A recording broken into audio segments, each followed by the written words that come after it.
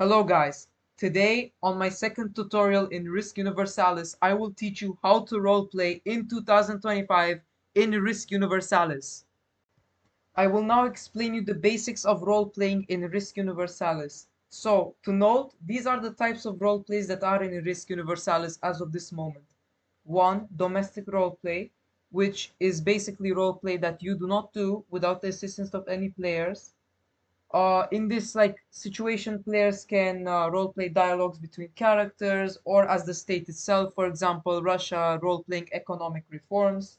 International role-play, which is the country owner and potentially another country cooperating. Let's say the Germans are using population exchanges to balance out the population. Both countries role-play. Battle roleplay is when basically a country declares war on another country and they roleplay to, to fight each other.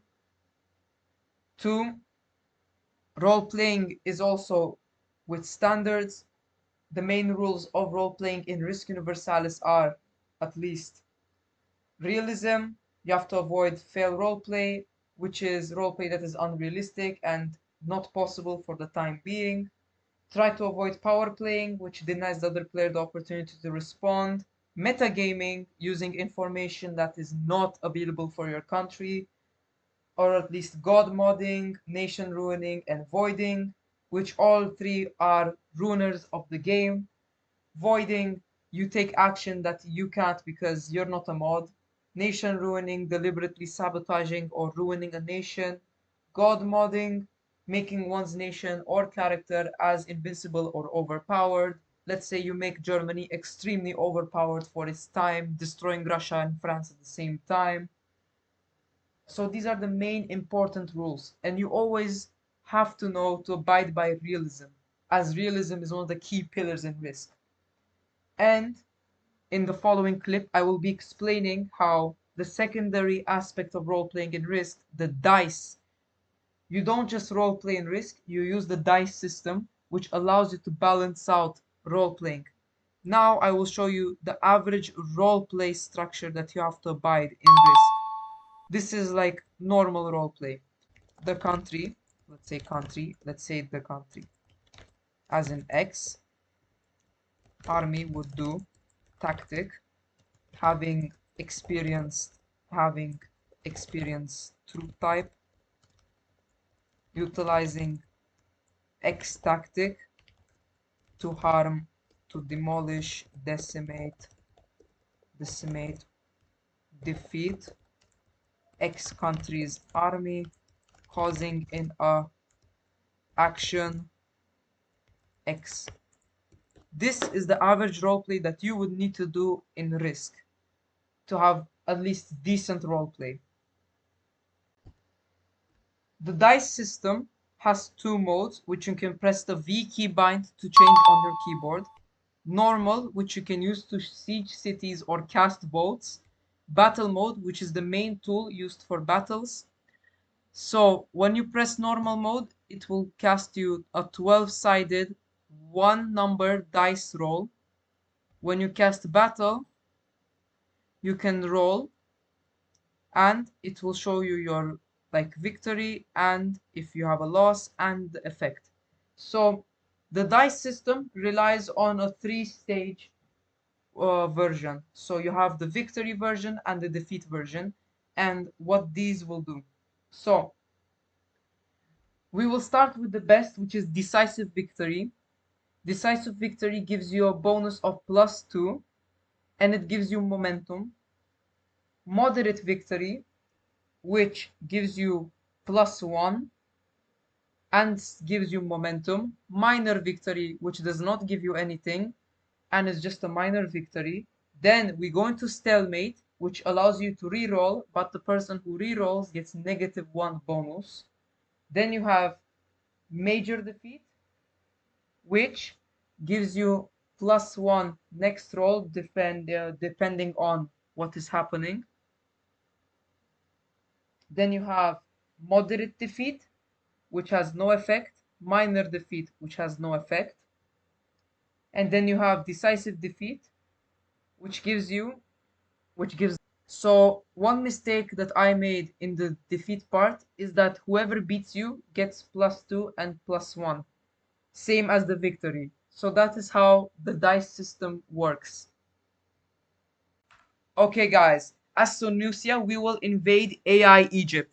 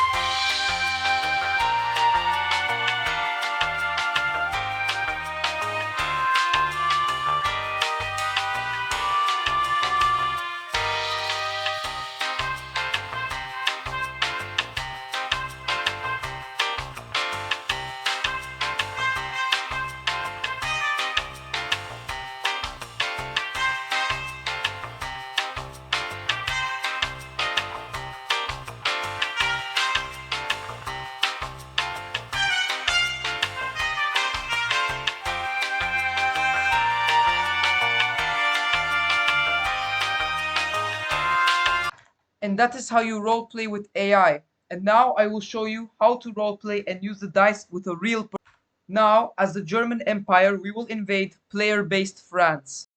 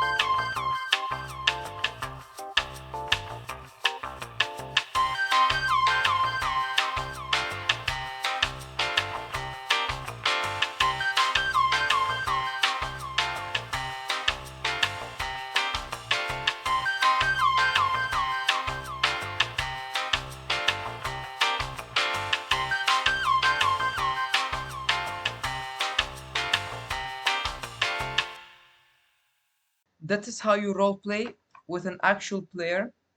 When you siege a city, you have to place 5 city labels and use the D12 dice function, which is essentially you change the mode